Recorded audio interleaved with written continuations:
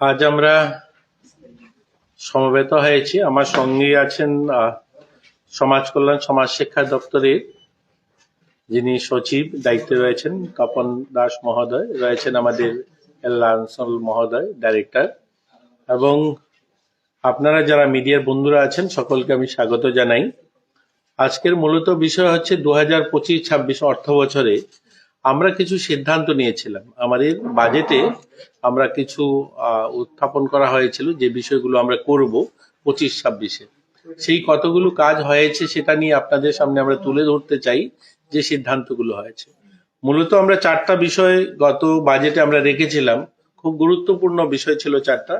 একটা হচ্ছে আমাদের রাজ্যে বালিকা বিবাহ রোধ করা, যেন কম করা যায় বালিকা বিবাহ। আপনারা জানেন এটা একটা বড় সংখ্যা ছিল, তো সেটাকে কম করতে গিয়ে একটা মুখ্যমন্ত্রী কন্যা বিবাহ যোজনা আমরা সে বাজেটে রেখেছিলাম, এবং সেটা গত বছর রাখা হয়েছে। কিন্তু আমরা যদি দেখি ওই বছর মাঝামাঝিতে সেটা আমরা শুরু করেছি, এবং শুরু হওয়ার পর ইতিমধ্যে আমরা প্রায় 25-26 অর্থ বছর 45 জনকে সেই সুবিধাটা দিতে পেরেছি। এই সুবিধাটা কি অন্তদয় পরিবারের যে সমস্ত কন্যা সন্তান 18 বছর পূর্ণ হলে পরে তাদের বিয়ের জন্য 50,000 টাকা আমরা তাদেরকে দিয়ে থাকি, এবং দুজন কন্যা সেই সুবিধাটা পাবে। আমরা ইতিমধ্যে 45টা অ্যাপ্লিকেশন এসছে, আর আপনাদের মাধ্যমে আরো যেন একটু প্রচার প্রসার হয়। আমাদের কাছে অর্থের ব্যবস্থা রয়েছে, আমরা চাই আরো অ্যাপ্লিকেশন আসুক, আর এর জন্যই আজকে আপনাদের সঙ্গে আমরা আলোচনায় বসছি। আর ইতিমধ্যে 45 জন কিন্তু অ্যাপ্লিকেশন করেছেন, এবং আমরা তাদেরকে ফাইন্যান্সিয়ালি সাপোর্টও করেছি। 2 নম্বর ছিল মুখ্যমন্ত্রী বালিকা সমৃদ্ধি যোজনা।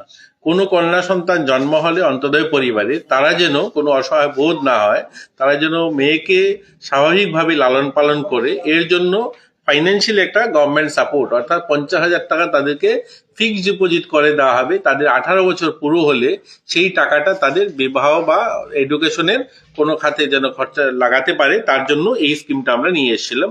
এটাও প্রায় 105 জনকে আমরা ইতিমধ্যে আমরা দিয়েছি। এটাও নতুন যেহেতু স্কিম, এই দুটো স্কিমই একদম নতুন, মানুষে অনেকেই জানেন না। আপনাদের মাধ্যমে আরো হয়তো এটা প্রচার হবে। তো ইতিমধ্যে 105 জন অ্যাপ্লিকেশন করেছেন, আমরা 105 জনকে দিতে পেরেছি 50,000 টাকা ফিক্সড ডিপোজিট করে। আর একটা ছিল chief minister scheme for person with intellectual disability, অর্থাৎ মানসিক দিব্যাঙ্গ যে সমস্ত ছেলে মেয়েরা, তাদের জন্য প্রতি মাসে 5,000 টাকা দেওয়া হবে। এটাও আমরা বাজেট অধিবেশনে সেখানে মাননীয় মুখ্যমন্ত্রী বলেছেন।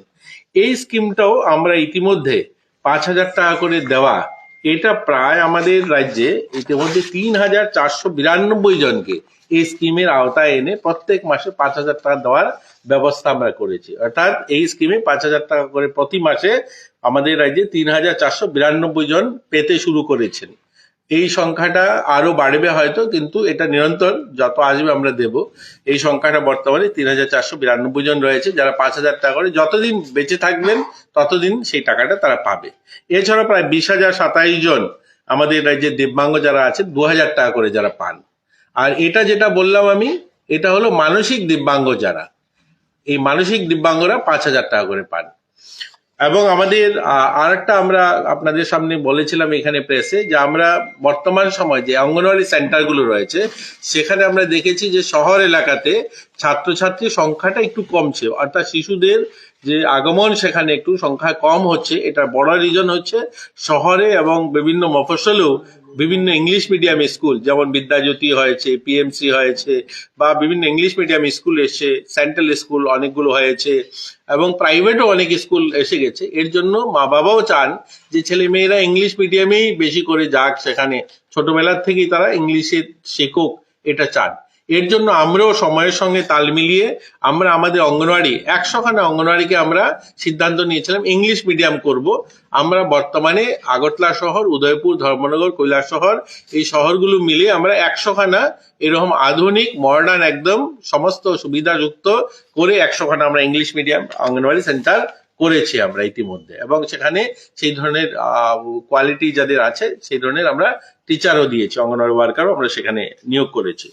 এছাড়া আমাদের কিছু সক্ষম অঙ্গনওয়াড়ি, অর্থাৎ যেগুলোতে জলের ব্যবস্থা থাকবে, স্মার্ট টিভি থাকবে, ইলেকট্রিসিটি থাকবে, এরকম আমাদের প্রায় 640টা আমরা 562টা অঙ্গনওয়াড়ি সেন্টার সক্ষম করেছি এবং 640টা আমরা নতুন করে পাঠিয়েছি অনুমোদনের জন্য, সেগুলো আমরা করব।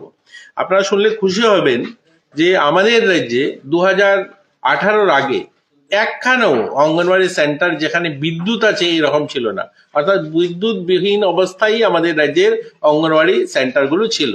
বর্তমান সময়ে আমাদের 25-26 অর্থ বছর পর্যন্ত 3559টা অঙ্গনওয়াড়ি সেন্টার আমরা বিদ্যুৎ সংযোগ দিতে পেরেছি এবং আমরা এবছর 2026-27 অর্থ বছরে আরো 5000 অঙ্গনওয়াড়িকে বিদ্যুৎ সংযোগ দেওয়ার জন্য আমরা চিঠি দিয়েছি দপ্তরের কাছে। আমাদের আশা এগুলো আমরা পুরো করতে পারবো। অর্থাৎ আমাদের লক্ষ্য হচ্ছে 100% অঙ্গনওয়াড়ি, আমাদের যতগুলো অঙ্গনওয়াড়ি আছে প্রত্যেকটা অঙ্গনওয়াড়ি সেন্টারে যেন বিদ্যুৎ সংযোগ হয়ে যায়, সেটা আমাদের লক্ষ্য রয়েছে।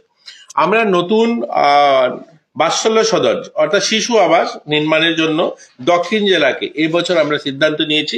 দক্ষিণ জেলা একটা শিশু নিবাস হবে, সেখানেও প্রায় 5,58,00,000 টাকা দেওয়া হয়েছে সেই আবাসের জন্য। আমাদের 59 জেলায় বর্তমান সময় 59 জেলাতে একটিও মানে কন্যা শিশুদের জন্য কোনো হোম নেই। এতে করে কি হয়, কৈলাসহরে মহকুমায় কোনো ধরনের, কৈলাসহর মহকুমা ছাড়া পুরো 59 জেলাতেই কোনো ধরনের কোনো কেস যদি আসে, ধরুন কোথায় শিশু বিবাহ হলো বা অন্য কোনো কারণে সেখানে কোনো শিশু কন্যা কে পুলিশ হাজতে বা ধরুন কোর্টে প্রডিউস করা হয়, তারপরে তাকে রাত্রে রাখার জন্য কোনো ব্যবস্থা নেই, তাই তাকে ধর্মনগর নিয়ে যাওয়া হয় বা আগরতলা নিয়ে আসতে হয়। এর জন্য আমরা কৈলাসহরে এরকম একটা শিশু কন্যা আবাস তৈরি করার সিদ্ধান্ত নেওয়া হয়েছে, সেখানেও প্রায় 1,34,00,000 টাকা দেওয়া হয়েছে। এটা এবছর কাজ শুরু হবে, সেখানে আমরাও সেটা করছি। স্মার্ট ক্লাস সেগুলো আমরা করছি। আমাদের যে অঙ্গনওয়াড়ি সেন্টারগুলো রয়েছে, এরকম 57টা ICDS প্রকল্প, তার মধ্যে প্রায় 10,469টি অঙ্গনওয়াড়ি রয়েছে, যার মধ্যে প্রায় 2,36,999 জন শিশু রয়েছে, মারা তো রয়েছে আপনারা জানেনই। প্রধানমন্ত্রী জনজাতি আদিবাসী ন্যায়, যেটা PM জন্মন আমরা বলি, তাতে করে প্রায় 226টি নতুন অঙ্গনওয়াড়ি সেন্টার শুরু হয়েছে। এই যে রিয়াং শরণার্থী ব্রু সেটেলমেন্ট এরিয়া, এই ব্রু সেটেলমেন্ট এরিয়াতেও কিন্তু 226টা নতুন অঙ্গনওয়াড়ি সেন্টার আমরা করেছি এবং এর মধ্যে প্রত্যেকটা অঙ্গনওয়াড়ি সেন্টার বিল্ডিং তৈরি করার জন্য 12 লক্ষ টাকা করে দেওয়া হয়েছে পাকা বাড়ি করার জন্য RDর কাছে। এগুলো কাজ চলছে। এর মধ্যে প্রায় 126খানা অঙ্গনওয়াড়ি কেন্দ্র অলরেডি বিল্ডিং হয়ে গিয়েছে এবং ধরতিয়া বা ডাসগুয়া যেটা, সেখানেও প্রায় 119খানা অঙ্গনওয়াড়ি সেন্টার জনজাতি এরিয়াতে নির্মাণ করা হচ্ছে। আপনারা যদি দেখুন, প্রায় এটা 350-রও কাছাকাছি নতুন অঙ্গনওয়াড়ি সেন্টার শুধু জনজাতি এলাকাতে নতুন তৈরি হচ্ছে। PM জন্মন যেখানে আমাদের ব্রু সেটেলমেন্ট এরিয়া বা জনজাতি এরিয়া, বাকি এরিয়া যেগুলো রয়েছে সবগুলো মিলে।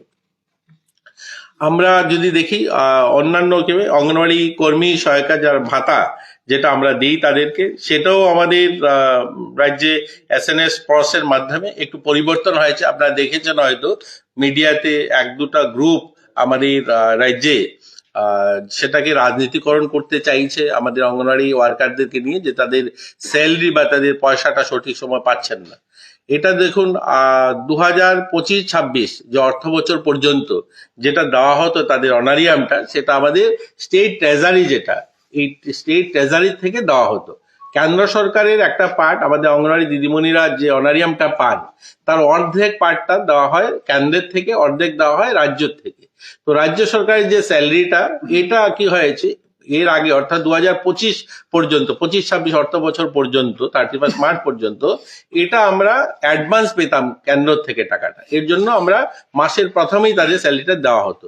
কিন্তু এই 2 মাস অর্থাৎ এপ্রিল এবং মে মাস, এই 2 মাসে আমাদের স্যালারিটা দিতে একটু অসুবিধা হয়েছে। কেন্দ্রের যে পার্টটা একটু দেরিতে এসছে এবং আমরা রাজ্য সরকারের যে পার্টটা আমরা তাদের যথাসময় দিয়েছি, কিন্তু কেন্দ্রের সরকারের যে পার্টটা একটু দেরিতে এসে আসার কারণে একটু সমস্যা হয়েছে। কিন্তু এটা নিয়ে আমরা দেখলাম কিছু পলিটিক্যাল পার্টি, এদের কাছে আর কোনো এজেন্ডা নেই, এই এদেরকে নিয়ে আমাদের অঙ্গনওয়াড়ি ওয়ার্কারদেরকে নিয়ে মিছিল মিটিং আন্দোলনের ডাক দিয়েছেন। যাই হোক, এটাও সলভ হয়েছে, এটাও ইতিমধ্যে আমরা সলভ করে নিয়েছি। আমাদের রাজ্য যে আমাদের ফাইন্যান্স ডিপার্টমেন্ট আছে তাদের সঙ্গে কথা বলে আগে যেভাবে তাদের স্যালারি প্রত্যেক মাসের প্রথম সপ্তাহে দেওয়া হতো, এখনো তাদের সেই অনারিয়ামটা মাসের প্রথম সপ্তাহে দেওয়া হবে। এটা নিয়ে কোনো ধরনের কোনো সমস্যা হবে না, এটা আমরা সলভ করে নিয়েছি। আরেকটা বিষয় হলো, আপনারা অনেক সময় শোনেন বিভিন্ন মাধ্যমে যখনই আন্দোলন করেন এরা, আমাদের অঙ্গনওয়াড়ি ওয়ার্কার যারা আছেন তারা বলে থাকেন যে আমাদের যে আনুষাঙ্গিক যে সমস্ত খরচা আমরা করি অঙ্গনওয়াড়িগুলোতে, আমরা অনেক সময় ডিম কিনে নিয়ে যাই বা অন্য কিছু কিনে নিয়ে যাই। আমি এর জন্য আজকে কিছু তথ্য তুলে এনেছি। আমি র্যান্ডমলি আমাদের আগরতলা শহরের কিছু অঙ্গনওয়াড়ি দিদিমণি যারা আছে তাদের অ্যাকাউন্টের স্টেটমেন্ট গুলো এনেছি, তাদের ব্যাংক অ্যাকাউন্ট স্টেটমেন্ট গুলো। আসলে কি হয়, আমি এটা খোলাসা করে বলি, আমাদের রাজ্যে নয়, এটা সারা দেশে অঙ্গনওয়াড়ি এইভাবেই চলে। এখানেও সেই চলে আসছিল যেভাবে আগের থেকে, যে অঙ্গনওয়াড়ি ওয়ার্কারের নামে একটা অ্যাকাউন্ট থাকে, সেই অ্যাকাউন্টে ওনার স্যালারিটাও ওনার অ্যাকাউন্টে যায় এবং আনুষাঙ্গিক যে টাকাগুলো দেওয়া হয় তাদের ইনসেনটিভ হোক বা অঙ্গনওয়াড়ি সেন্টারের জন্য কিছু কেনাকাটা হোক বা সেখানে যে পুষ্টির যে বিষয়গুলো থাকে সেই টাকাটাও তাদের অ্যাকাউন্টে দেওয়া হয়। যেহেতু ওনাদের নিজেদের অ্যাকাউন্টে দেওয়া হয়, সেই টাকাটা অনেক সময় হিসেব মেলানো একটু মুশকিল হয়ে যায়। এর জন্য আমি এটা আলাদা আলাদা হিসাব বানিয়ে নিয়েছিলাম। এক বছরে 2/4/2025 থেকে 30/3/2026, অর্থাৎ এক বছর যেটা বিগত হয়েছে, এই বছরের অর্থ বছরে আমরা ইনসেনটিভ বাবদ বিভিন্ন তাদের, সেটা মোবাইল রিচার্জ হোক বা তাদের টিএ হোক বা তাদের যে ফেস্টিভ্যাল গ্রান্ট হোক, ফেস্টিভ্যাল অ্যাডভান্স হোক, শাড়ি কেনার পয়সা হোক, এই সমস্ত কিছু, প্রধানমন্ত্রী মাতৃবন্দনা যোজনায় তাদের রেজিস্ট্রেশন করলে তারা ইনসেনটিভ পান, এই সমস্ত কিছু মিলে প্রায় তাদেরকে 19,185 টাকা দেওয়া হয়েছে। এবং আনুষঙ্গিক যে সমস্ত জিনিসপত্র তারা কেনাকাটা করেন সেই কেনাকাটারও 51,632 টাকা দেওয়া হয়েছে, অর্থাৎ এক বছরে 70,871 টাকা এডিশন তাদের স্যালারি ছাড়াও এই টাকাটা তাদের অ্যাকাউন্টে দেওয়া হয়েছে। তো এটা এর জন্য আমি আপনাদেরকে বলছি যে আমাদের অঙ্গনওয়াড়ি ওয়ার্কার যারা আছেন তাদেরকে বিভ্রান্ত করার চেষ্টা করছে কিছু কিছু পলিটিগুলো। হ্যাঁ, পার হেড আমি পুরো বছরের পুরোটাতে আছে, আমি জাস্ট আপনাকে সংক্ষেপে এটা বললাম যে প্রত্যেককে এই টাকাটা দেওয়া হয়েছে। আমরা এটাকে আরো স্পষ্ট করতে চাই যে আমরা এই বছর আমাদের লক্ষ্য রয়েছে যে আমরা অঙ্গনওয়াড়ি দিদিমণিদের যে অনারিয়ামটা পান সেটা তাদের অ্যাকাউন্টে যাবে এবং এই আনুষাঙ্গিক যে টাকাগুলো বললাম অঙ্গনওয়াড়ি সেন্টার চালাতে গিয়ে তার জন্য আলাদা একটা অ্যাকাউন্টের ব্যবস্থাও আমরা করছি। একটু সময় লাগছে, সেটাও আমরা করছি যেন তাদের জন্য আলাদা অ্যাকাউন্ট অঙ্গনওয়াড়ি সেন্টারে হয়, তো সেখানে যে সমস্ত তারা কেনাকাটা করেন সেটা সেই অ্যাকাউন্ট থেকে যাবে। তো এগুলো আমরা যে সমস্যা ছোট ছোট রয়েছে এগুলো সমাধান করার আমি চেষ্টা করছি। তো মূল বিষয় এগুলোই ছিল আমাদের আজকের বলার আপনাদের। আপনারা যদি আর কিছু জিজ্ঞাসা করতে চান জিজ্ঞাসা করতে পারেন। আর একটা কথা, আমাদের রাজ্যে দেখুন ছোট রাজ্য, আমাদের নিজেদের সোর্স খুব কম ফাইন্যান্সিয়ালি, আমরা কেন্দ্রের উপর নির্ভরশীল রাজ্য, কেন্দ্র আমাদের বিভিন্ন স্কিমে টাকা দেন, সেই টাকাতে আমরা রাজ্য চলে। আপনারা মিডিয়াতে কাজ করেন, আপনারা অত্যন্ত গুণীজন, আপনারা সেগুলো জানেন। আমাদের রাজ্য যদি দেখি, আমরা অঙ্গনওয়াড়িতে যারা কাজ করেন, অঙ্গনওয়াড়ি হেল্পার বা ওয়ার্কার, ইতিমধ্যে যে মানে ওনারা যে অনারিয়ামটা পান এই লিস্ট আমার কাছে আছে, যেখানে সারা দেশের আমরা কেন্দ্রশাসিত এবং রাজ্য সরকার যে 34টা রাজ্যের মধ্যে প্রায় 20খানা রাজ্যের থেকে বেশি আমরা অনারিয়াম দিয়ে থাকি। অর্থাৎ এরকম 20খানা রাজ্য যেগুলো বড় রাজ্য তার থেকেও আমরা বেশি অনারিয়াম দিয়ে থাকি। আমাদের থেকে খুব বেশি দেয় এরকম 5-7খানা 10খানা রাজ্য আছে, খুব বড় রাজ্য যাদের নিজেদের প্রচুর সোর্স আছে, অল্প বেশি দিয়ে থাকে। নতুবা আমরা 20খানা রাজ্য থেকে, আপনারা যদি শুনেন যেমন বিহারের মতো রাজ্য, বড় রাজ্য, যেখানে 7,000 টাকা অঙ্গনওয়াড়ি যারা ওয়ার্কাররা আছে তাদেরকে দেওয়া হয়ে থাকে। আপনি যদি দেখেন হিমাচল প্রদেশ 9,500 টাকা দেওয়া হয়। আপনি যদি দেখুন জম্মু কাশ্মীরে 5,000 টাকা দেওয়া হয়, ঝাড়খণ্ডে 9,500 টাকা দেওয়া হয়, উড়িষ্যাতে 7,500 টাকা দেওয়া হয়, পাঞ্জাবে 9,500 টাকা দেওয়া হয়, রাজস্থানে 9,054 টাকা দেওয়া হয়, আপনি উত্তরপ্রদেশ 6,000 টাকা দেওয়া হয়, উত্তরাখণ্ডে 9,300। এইরকম প্রায় 20খানা রাজ্য আছে আমি বললে, যেখানে 20খানা রাজ্যের থেকে আমরা বেশি দিই, আমরা 10,400 টাকা দিই। আমাদের ইচ্ছা আছে, সরকারের মাননীয় মুখ্যমন্ত্রীরও ইচ্ছা আছে, আমাদেরও ইচ্ছা আছে যেন আমরা আরো তাদেরকে বেশি দিতে পারি, কিন্তু আমাদের অর্থের যোগান, অর্থের ব্যবস্থা হতে হবে, তবেই তো আমরা দিতে পারবো। তার জন্য আমাদের প্রয়াস রয়েছে আমরা যেন তাদের অনারিয়ামটা আরো একটু বাড়াতে পারি, তাদের পুজোর বোনাসটা আমরা একটু বেশি দিতে পারি। আমাদের লক্ষ্য রয়েছে তাদের গ্র্যাচুইটি নিয়ে একটা সমস্যা আছে সেটার সমাধান করতে পারি। এগুলো নিয়ে আমাদের সদ ইচ্ছা রয়েছে, মাননীয় মুখ্যমন্ত্রী চাইছেন আমরা যারা সাধারণ যারা ওয়ার্কার আছে তারা যেন সমস্ত সুযোগ সুবিধাগুলি পান, কিন্তু আমাদের আর্থিক যে ব্যবস্থা সেটার উপর নির্ভর করেই করতে হচ্ছে। যাই হোক, এগুলো আমাদের মোটামুটি ছিল। আর যদি কিছু জিজ্ঞাসা করতে চান তাহলে আপনারা জিজ্ঞাসা করতে পারেন। শিশুরা যে খাবার টাবার দেওয়া হয়, যেমন ডিমের যে খরচটা দেওয়া হয়, এটা এখন তো বাজার রেট বেশি, সেই অনুযায়ী এটা একটা অভিযোগ অঙ্গনওয়াড়ি কর্মীরা। না, এটা ঠিক আছে। এটার জন্য দেখুন, এটা তো আসলে কেন্দ্র সরকার এটা স্কিম, আমরা চাইলেই দামটা বাড়াতে পারি না।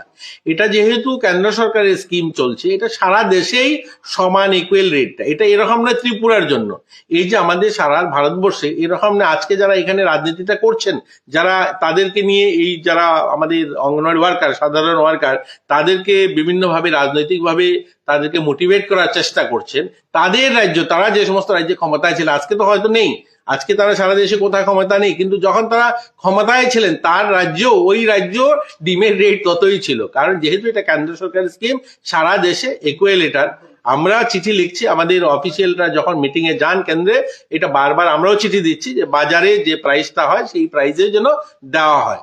তো এটা নিয়ে বিবেচনা চলছে, নিশ্চয়ই সেটাকে কেন্দ্র সরকার সিদ্ধান্ত নেবে, বাড়ালে সব জায়গায় বাড়বে। এটা এরকম নয় শুধু আমাদের রাজ্যে আমরা কম দিচ্ছি, অন্য রাজ্যে বেশি দিচ্ছি। আপনাকে যেটা আমি বললাম, এই যে স্যালারির যেটা দেখছেন, এই কম্পোনেন্টটা বলে আমরা 10,500 টাকা কেন দিচ্ছি?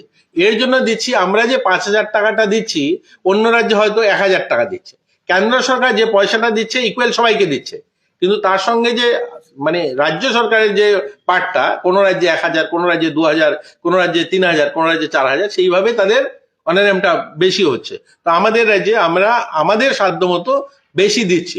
আমরা লাস্ট 7 বছর যদি দেখি, এই গভর্নমেন্ট আসার পর, অর্থাৎ আমাদের প্রফেসর ডাক্তার মানিক শাহর নেতৃত্বে বা এর আগে বিপ্লব দেবের নেতৃত্বে আমাদের রাজ্যে যে 8 বছরের সরকার চলছে, আমাদের সময় প্রায় আমরা 2,700 টাকার মতো আমরা বাড়িয়েছি অনারিয়ামটা, 2,700 টাকার মতো। কিন্তু এর আগের যে, যদি আপনি 5 বছর দেখুন, 2013 থেকে 2018 দেখবেন সেখানে প্রায় 1,700 টাকা তারা বাড়িয়েছে। তো এর মানে এই নয় যে আমরা একদমই বাড়াচ্ছি না। আপনি 2013 থেকে 2018-তে দেখবেন, আপনি 2013 থেকে 2018-র ডাটাটা পেয়ে যাবেন। আপনার 2013 থেকে 2018-তে ধরুন 1,700 টাকা বাড়িয়েছে, 1,750 টাকা বাড়িয়েছে। আমরাও 2018 পর থেকে, 2018 থেকে আজকের দিন অবধি আমরা যদি দেখেন, তো আমরা প্রায় 2,800 টাকা, 2,750 টাকার থেকে 2,800 টাকার মতো আমরা বাড়িয়েছি। তো আমরা চেষ্টা করছি আরো বাড়ানো। এটা যথেষ্ট আমি বলছি না, আমি বলছি না যে এই যে অনারিয়ামটা আমরা দিচ্ছি এটা একটা মানুষের যথেষ্ট, এটা যথেষ্ট নয়। কারণ অঙ্গনওয়াড়ি আমরা ওয়ার্কারদের অনেক কাজ করতে হয়, শুধুমাত্র যে আমাদের অঙ্গনওয়াড়ি সেন্টার চালানো এরকম না, অনেকগুলো সামাজিক কাজ থাকে, সরকারি কাজ থাকে, যেগুলো তারা করেন, যথেষ্ট পরিশ্রম করেন। তার জন্য আমাদের মুখ্যমন্ত্রী সহ আমাদেরও সরকারের প্রয়াস রয়েছে বেশি দেওয়ার। কিন্তু এর মানে এই নয় যে আমরা মানে সারা দেশ থেকে আলাদা, আমরা সারা দেশের সঙ্গে সামঞ্জস্য রেখেই আমরাও চলছি।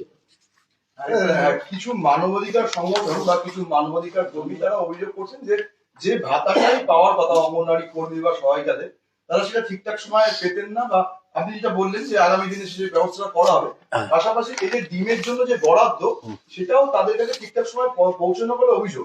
এটাই আমি তো এখন বললাম, আমি এটাই আপনাকে বললাম, সত্যতা না থাকে তাহলে আপনারা কি ব্যবস্থা নিচ্ছেন? এই যে একটা মিথ্যে প্রচার হচ্ছে, এর জন্যই তো আজকে আপনি যে কথাটা বললেন, আমি এখনই ওনাকে এই কথাটার উত্তর দিয়েছি। আমার কাছে এই যে বিভিন্ন অঙ্গনওয়াড়ি ওয়ার্কারদের, এটা বিভিন্ন অঙ্গনওয়াড়ি ওয়ার্কারদের আমাদের রাজ্যের ব্যাংক স্টেটমেন্ট রয়েছে, এর জন্য আমি স্টেটমেন্টটা এনেছি। আপনি চাইলে তার ফটো তুলে নিতে পারেন। আমি ব্যাংক স্টেটমেন্ট গুলো এর জন্য এনেছি যে প্রত্যেক মাসে, সেটা আমি স্বীকার করে নিয়েছি যে 2025-26 যে অর্থ বছর, তার মার্চ মাস পর্যন্ত, অর্থাৎ 2025-এর 30 মার্চ পর্যন্ত কোনো ধরনের পয়সা একদিনও দেরি হয়নি। অর্থাৎ যেভাবে দীর্ঘ 25 বছর যারা এই মানবাধিকার কমিশন কথা বলছেন, যারা 25 বছর যে দলের কথা বলে ওরা দাঁড়াচ্ছে, তখনকার সময় যেভাবে স্যালারি অনারিয়ামটা যেত যত তারিখে, ঠিক সেই তারিখ অর্থাৎ 2025-এর 31 মার্চ পর্যন্ত গিয়েছে, 31 মার্চ 2026।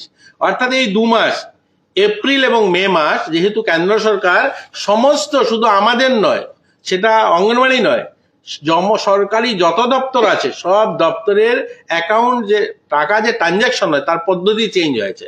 এখন এসএনএস পস হয়েছে। এসএনএস পস মানে একটা সেন্ট্রাল প্রসিডিউরের মাধ্যমে তার সেন্ট্রালাইজ পয়সাটা সারা দেশে মানে যতগুলো দপ্তর আছে তাদেরকে দেওয়া হবে। আগে কি হতো, স্টেট ট্রেজারিতে টাকাটা আসতো, অর্থাৎ কেন্দ্র সরকার যাই কিছু করবে সেই টাকাটা রাজ্য সরকারের কোষাগারে আসতো, রাজ্য সরকারের কোষাগার থেকে তার সময় মতো স্যালারি দেওয়া হতো। এখন এরকম নয়, এখন কি হয়, এখন আমরা ভাউচার বানিয়ে যে আমার অঙ্গনওয়াড়ি ওয়ার্কারদের এত টাকা চাই এই মাসে স্যালারি দেওয়ার জন্য, অনারিয়াম দেওয়ার জন্য, সেটা গেলে পরে তারা আমাদের এখানে টাকাটা পাঠাবে। তা এর জন্য কি হয়েছে, এই যে 10-12 দিন 15 দিন লেট হয়েছে, এই 2 মাস আমি তার জন্য স্টেটমেন্ট এনেছি, 2 মাস আমরা স্বীকার করছি, 2 মাস যেহেতু একটা চেঞ্জ হয়েছে পুরোটা স্ট্রাকচারটা, এটাও আমরা সলভ করে নিয়েছি।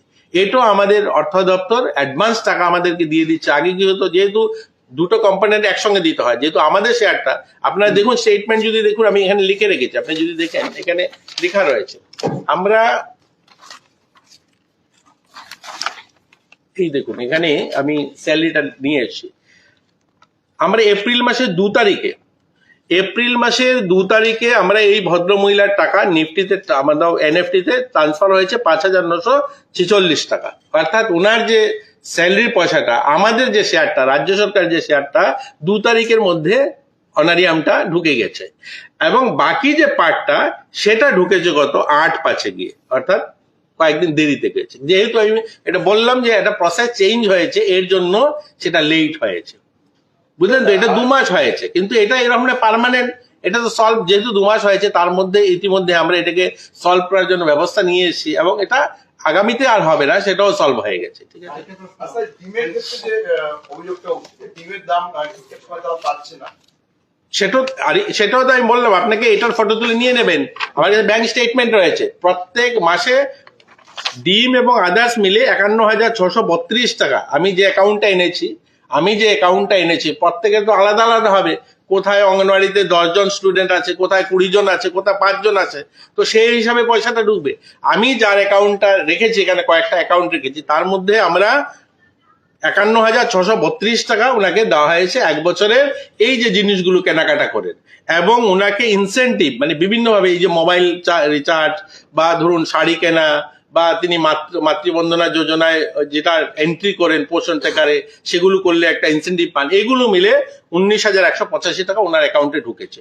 তাহলে এই যে পয়সাটা 70,870 টাকা ওনার স্যালারি ছাড়াও, মানে অর্থাৎ অনারিয়াম ছাড়াও এই টাকাটা ঢুকেছে। সমস্যাটা কোথায়, মেজর সমস্যাটা আমি যেটা রিয়েলাইজ করলাম, যে ওনাদের অ্যাকাউন্টটা একটা অ্যাকাউন্ট, অর্থাৎ ওনার স্যালারি অ্যাকাউন্টে এই টাকাটা ঢোকে। অতএব এখানে একটু সমস্যা, এটা আমাদের এখানে সারা দেশেই এটা, কিন্তু এটাকেও আমরা সংশোধন করার জন্য আমাদের প্রয়াস রয়েছে, আমরা যেন আলাদা অ্যাকাউন্ট করতে পারি, অর্থাৎ প্রত্যেকটা অঙ্গনওয়াড়ির জন্য আলাদা অ্যাকাউন্ট করে দিতে পারি। তাহলে কি হবে, এই টাকাগুলো ওই অ্যাকাউন্টে যাবে, যেটা ওনার আনুষঙ্গিক ডিম কেনা বা অন্যান্য কিছু।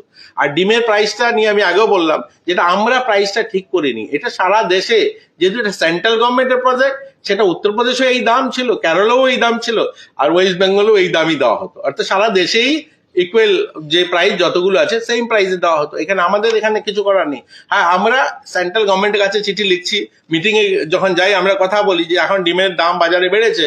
তো এটাতে কি হয়, আমরা যে সমস্ত ননভেজ এরিয়া রয়েছে এখানে আমাদের জন্য সমস্যা, অনেক জায়গায় তো ডিমটা চাই না, ভেজ এরিয়া, আজকে ধরুন গুজরাট বা অন্যান্য জায়গায় অনেক রাজ্য আছে যেখানে ডিমটা দেওয়াই হয় না। ঠিক আছে, আমাদের এখানে যেহেতু আমরা মাছ মাংস খাই, ডিমটা আমরা এখানে বেশি চাহিদা, এর জন্য আমাদের এখানে সমস্যা হচ্ছে। কিন্তু এগুলো ধীরে ধীরে সলভ হয়ে যাবে, এগুলো আমরা করছি। এগুলো এসে বলে বিজেপি গভর্নমেন্ট এসে করেছে এরকম নয়, এগুলো চলে আসছে, এই প্রক্রিয়া এই পদ্ধতিতে চলে আসছে। এগুলো অঙ্গনওয়াড়ি সেন্টার এরকমই ছিল। আমাদের রাজ্যে 10,000 অঙ্গনওয়াড়ি, এগুলো তো বলছেন না একবার, যে আমাদের রাজ্যে 10,000 অঙ্গনওয়াড়ি, আমি মন্ত্রী হওয়ার আগে একটা অঙ্গনওয়াড়িতে ইলেকট্রিসিটি ছিল না, মানে একটা অঙ্গনওয়াড়িতে ইলেকট্রিসিটি ছিল না। 10,000 অঙ্গনওয়াড়ি, আমরা এসে 3,000-এর উপরে, আমি বললাম একটু আগে ডাটা, 3,000-এর উপরে অঙ্গনওয়াড়িতে আমরা ইলেকট্রিসিটি কানেকশন দিয়েছি। এই বিলটা কোথায় থেকে আসবে? তো এটা আমরা একটা ম্যানেজ করেছি, অর্থ দপ্তরের সঙ্গে কথা বলে 3,000-এর উপরে অঙ্গনওয়াড়িতে আমরা করেছি। বাকিগুলো তো আমাদের লক্ষ্য আছে এই বছর আমরা 100% অঙ্গনওয়াড়িতে যেন ইলেকট্রিসিটি করতে পারি। সময়ের সঙ্গে ধীরে ধীরে বদলানো হচ্ছে। আমাদের অঙ্গনওয়াড়িতে অ্যাটেন্ডেন্স কমে গেছে, কারণ হচ্ছে এখন ছেলেমেয়েরা ইংলিশ শিখতে চায়। কারণ আমার ছেলে মেয়ে যখনই একটু ক্লাস 1-এ ভর্তি হবে, তখন কি হবে, বিদ্যাজ্যোতিতে ভর্তি হতে চাইবে, পিএমসিতে বা প্রাইভেট স্কুলে, সেন্ট্রাল স্কুলে, সেখানে ইংলিশ মিডিয়াম পড়াশোনা হবে। তো তাই বাচ্চাকে ইংলিশ শেখাতে হবে। তার জন্য আমরা আমাদের শহরগুলোতে আজকে ধর্মনগর, উদয়পুর, আগরতলা সহ প্রায় 100খানা অঙ্গনওয়াড়ি সেন্টার আমরা ইংলিশ মিডিয়াম করেছি। আমরা আগে অঙ্গনওয়াড়ি দিদিমণি যারা হতো 12 পাস হলে হতো, আমরা নতুন এটাকে ক্যাবিনেটে সিদ্ধান্ত করেছি কয়েকদিন আগে, এখন গ্রাজুয়েট যারা হবে তাদেরকে আমরা অঙ্গনওয়াড়ি গ্রাজুয়েটই তো, হ্যাঁ 12 পাস থেকে আমরা আগে 12 পাস ছিল, এখন আমরা গ্রাজুয়েট করছি, যে আমরা মাধ্যমিক পাস, এখন এটা 12 পাস করেছে। মানে ধীরে ধীরে সব বদলানো হচ্ছে। আগে 8 পাস হলে রান্নার কাজটা করবে, হেল্পারের কাজটা করতো, আর মাধ্যমিক পাস দিদিমণি কাজটা করতো, পড়াতেন। কিন্তু এখন 12 পাস করা হয়েছে, যেহেতু তাদেরকে ইংলিশে এবিসিডি শেখাতে হবে, 1 2 শেখাতে হবে, এগুলো ধীরে ধীরে বদলানো হচ্ছে। আর কিছু লক্ষ্য করছি যে বিশেষ করে যারা অঙ্গনওয়াড়ি কর্মী বা সহায়িকারা রয়েছে তারা নিয়মিতকরণ, পেনশন এবং গ্র্যাচুইটি বিষয়গুলি নিয়ে তারা আন্দোলন নিয়েছে এবং বারবার দপ্তরের কাছে তারা ডেপুটেশন দিয়েছে। এই বিষয়টা নিয়ে দপ্তরে কি প্রতিক্রিয়া? দেখুন, রেগুলার করার কথাটা আমি এইভাবে তো বলা যাবে না। সরকার ওনারা যে কাজটা করেন, প্রথম তো কথা ওনারা চাকরি করেন না, এমপ্লয়ি নয়, ওনারা অনারিয়াম বেস সেবিকা। তো এই জায়গাটাতে ক্লিয়ার হতে হবে। সরকারি রেগুলার চাকরির জন্য যে রিজার্ভেশন, আমাদের যে সুপ্রিম কোর্ট গাইডলাইন রয়েছে, আমাদের দেশে যে নিয়ম রয়েছে, সরকারি চাকরি পাওয়ার জন্য প্রথমত রিজার্ভেশন ফিক্স করতে হয়। অর্থাৎ কতজন মহিলা চাকরি পাবে, কতজন পুরুষ মানে এসটি চাকরি পাবে, কজন এসসি পাবে, কজন মহিলা হবে, এটা তো ফিক্স হতে হবে। তো আমাদের অঙ্গনওয়াড়ির ক্ষেত্রে এগুলো কি ফলো করা হয়? অঙ্গনওয়াড়িতে তো এগুলো দেখা হয় না, যে কজন এসসি পেলো, কজন এসটি পেলো, কজন ওবিসি পেলো, কজন মহিলা পেলো, এগুলো তো এখানে ফলো করা হয় না। না, তো একটা সরকারি চাকরির ক্ষেত্রে যা যা নিয়ম নীতি রয়েছে এগুলো কোনো কিছুই এখানে ফলো করা হয় না। কারণ ওনারা অনারিয়াম বেস, ওনাদের চাকরিটা না ইন্টারভিউ হয়, ওনাদের চাকরিটা রিটেন ইন্টারভিউ হয় না, ওনাদের অ্যাপয়েন্টমেন্টটা সিডিপিও লেভেলে একটা প্রজেক্ট বেস হয়। অর্থাৎ একটা অঙ্গনওয়াড়ির জন্য সিডিপিও লেভেলে 2-3 জনের একটা টিম থাকে, তারা তাদেরকে অ্যাপয়েন্টমেন্টটা করেন। তো অর্থাৎ একটা চাকরির ক্ষেত্রে যা যা দরকার হয় কোনো কিছুই ফলো করা হয় না। তা আমি জানি না এটা লিগেলি কতটুকু দাবি ঠিক, যে রেগুলার চাকরি করার জন্য, মানে যেহেতু অ্যাপয়েন্টমেন্টটাই, ওনাদের যে যোগদানটাই যেহেতু সরকারি যা নিয়ম নীতি রয়েছে এগুলো ফলো করা হয় না, তো সেই ক্ষেত্রে চাকরিটাতে যখন আমি রেগুলার যখন দাবি করবো এটা কতটুকু যথাযথ হবে, এটা তো ভাবার বিষয় রয়েছে। গ্র্যাচুইটির বিষয়টা, এটা কি অবৈধ বলে মনে করছেন? হ্যাঁ তাদের যে দাবিটা এটা অবৈধ? না, আমি তো অবৈধ বলছি না, কিন্তু এটা লিগেল ল ডিপার্টমেন্ট বলতে পারবে, বা দপ্তর এটাকে দেখতে হবে যে এইভাবে রেগুলার হয় কিনা। কারণ সারা দেশে কোথায় তো হয়নি, সারা দেশে কোনো রাজ্যে এটা হয়নি, বা আমি দেখেও নি, আমাদের কাছে অন্য কোনো রাজ্যে এটা দাবিও আসেনি। এখানে এটা আমি তো মনে করি যেটা অঙ্গনওয়াড়ি ওয়ার্কারদের দাবি নয়, এখানে কিছু পলিটিক্যাল পার্টি যাদের আর কোনো রাজনৈতিক করার প্ল্যাটফর্ম নেই, সব জায়গাতে তাদেরকে মানুষ ছুড়ে ফেলছে, এখন এই ধরনের মানুষকে একত্রিত করে নিজেরা চাইছে নিজেদের রাজনীতিটা চমকানোর জন্য। তো এটা একটা বিষয়। আপনি গ্র্যাচুইটিটার কথা বলেছেন, গ্র্যাচুইটিটা বিচারাধীন রয়েছে কোর্টে, যেহেতু বিচারাধীন নিশ্চয়ই এটা নিয়ে ভাবা হচ্ছে, যদি সেখান থেকে কিছু পজিটিভ আসে আমরাও চিন্তা করব। আচ্ছা স্যার, আমার তিনটা প্রশ্ন ছিল। বলুন। মুখ্যমন্ত্রী কন্যা বিবাহ যোজনা একটা, হুম। আর একটা বলেছেন মুখ্যমন্ত্রী বালিকা সমৃদ্ধি যোজনা। সমৃদ্ধি। আর আরেকটা হচ্ছে লাস্টের দিকে দেওয়া হয়েছে মুখ্যমন্ত্রী অন্তর্জয় পদ্ধতি যোজনা। হ্যাঁ। দেখা যাচ্ছে আমরা ত্রিপুরা রাজ্যে ম্যাক্সিমাম লোকই বিপিএল, কিন্তু তারা যখন এই জিনিসগুলো যখন অফিসে যায় গ্রহণ করার জন্য, তখন অফিস থেকে সর্বক্ষেত্রে অবহেলা করা হয়, তাদেরকে ঘুরানো হয় বা সঠিক সময় তাদেরকে এই কাজগুলো করে দিচ্ছে না, পেপারগুলো তাদের থেকে নিচ্ছে না, বলছে আজকে কেউ নেই বা কালকে আসো। যারা শিক্ষিত না, জানে না বিষয়, তাদের কোনো রকমের সাহায্য করা হয় না অফিস থেকে। সেই বিষয়গুলো অভিযোগগুলো তুলে আসছে, যার কারণে আপনি যে এটা তথ্য দিয়েছেন, এখন পর্যন্ত 45 জনকে এই আওতায় আনা হয়েছে মুখ্যমন্ত্রী কন্যা বিবাহ যোজনা। আরেকটা দিয়েছেন 105 জন। এত বড় রাজ্যে কিন্তু এত ছোট সংখ্যক হয়। শুনুন, এটা আমি কিন্তু পিছনে কি আপনি এই কারণটা না, এরকম নয়। আমি আপনাকে শুরুতেই বলেছি, আপনি লক্ষ্য করেননি হয়তো, আমি বলেছি যে আপনাদের মাধ্যমে প্রচার, যেহেতু এটা গত ফাইন্যান্সিয়াল ইয়ারে আমরা 25-26 অর্থ বছরে বাজেটে এটা ছিল, আমরা বাজেটে এটা রেখেছি। যেহেতু এই স্কিমটা জাস্ট লঞ্চ হয়েছে, এই স্কিমটা তো দেরি হয়নি, বাস লঞ্চ হয়েছে, একদম নতুন, তো অসংখ্য অগণিত মানুষ এই স্কিমটা সম্বন্ধে ধারণা নেই, জানেন না। এর জন্যই তো প্রেসটা আমি বললাম যে আজকের যে বিষয়গুলোর মূল বিষয়টা আমি বললাম, প্রেসের আজকে মূল বিষয় হলো যে আমাদের এই স্কিমটা যেহেতু নতুন লঞ্চ হয়েছে, আমরা ইতিমধ্যে 45 জন এবং 100 জনকে আমরা দিতে পেরেছি। আপনাদের মাধ্যমে এটা আরো প্রচার হবে এবং আরো লোক যেন এটাতে আসে এবং এই বেনিফিটটা নিতে পারে। তো এর জন্যই তো আজকে আমরা করলাম এটা তো একদম নতুন, গত অর্থ বছর মানে 25-26 মানে লাস্ট এই তো শেষ হলো 2 মাস আগে, তো গত বছর ইমপ্লিমেন্ট হলো, এটা মাত্র এই একটা বিয়ের সিজন গেল। হ্যাঁ, অক্টোবরে শুরু করেছি। হ্যাঁ, এই অক্টোবর মাসে শুরু হয়েছে, তো মানে জাস্ট একটা বিয়ের সিজন আমরা পেলাম। তো এই বিয়ের সিজন তো সবাই জানে না, আর এটা হবে। আর দ্বিতীয়ত এখন এই 14-15-16 এই 3 দিন সারা রাজ্যে এডমিনিস্ট্রেটিভ ক্যাম্প হবে, সারা রাজ্যে এডমিনিস্ট্রেটিভ ক্যাম্প হবে। কেন্দ্র সরকারের 12 বছর পূর্তি উপলক্ষে যে ক্যাম্প হবে, সেই ক্যাম্পেও আমাদের এগুলো থাকবে, সেখানেও মানুষের কাছে পৌঁছানোর ব্যবস্থা থাকবে। যেহেতু সারা রাজ্যে হবে, প্রত্যেকটা ব্লক এলাকায় হবে, প্রত্যেকটা আরবান এলাকায় হবে, তো সেখানেও এগুলো আমাদের প্রচারের মধ্যে থাকবে। তো আমি চাই আপনাদের মাধ্যমে এটা আরো প্রচার ঘটুক। দেখুন, একসঙ্গে এই স্কিমটাও কিন্তু আমরা গত বছর শুরু করেছি, এই যে chief minister scheme for mentally যে চ্যালেঞ্জ, যারা মানসিক দিব্যাঙ্গ, এটা তো প্রচুর সংখ্যায়, এখন পর্যন্ত 3492 জনে আমরা দিতে পেরেছি, 492 জন এসছে। তো এটা আর একটু প্রচার হলে আরো আসবে, এর জন্য আমরাও কাজ করছি। আমি আপনাদেরও সহযোগিতা চাই, এটার যে প্রচারটা একটু যেন বাড়ে। কোথায় যদি কেউ ধরুন যোগ্য ক্যান্ডিডেট 18 বছর পূর্তি হয়েছে, অন্তোদয় পরিবার বিয়ের জন্য অ্যাপ্লিকেশন দিয়েছে, সেখানে কাজ করছে না, আপনারাও সেটা তুলে ধরবেন। আমি আপনাদের মাধ্যমে, মিডিয়ার মাধ্যমে অসংখ্য অগণিত যারা আপনারা তুলে ধরেন বিভিন্ন পেনশন পান না, সঙ্গে সঙ্গে আপনারা খোঁজ নিয়ে দেখবেন যতগুলো, বিশেষ করে PB24 প্রায় সময় ওনারা এই ভাতাটা তুলে ধরেন বিভিন্ন ইয়েতে।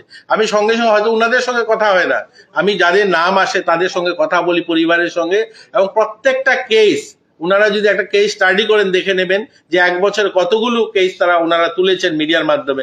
প্রত্যেকটা কেস আমরা সলভ করেছি, যেখানে যেখানে বিভিন্ন কারণে ভাতা পায় না। এটা প্রথমবার হবে বোধহয় 2018-এর পর, যে আস্তাবলের মতো জায়গাতে বিবেকানন্দ ময়দানে আমরা ক্যাম্প করে পেনশন দিয়েছি, ক্যাম্প লাগিয়ে 8 জেলার ক্যাম্প লাগিয়ে সেখানে আমরা পেনশন দিয়েছি সবাইকে। আমরা বলেছি যে 60% উপরে দিব্যাঙ্গ যারা সবাই আসুন, সবাইকে আমরা দেবো এখানে।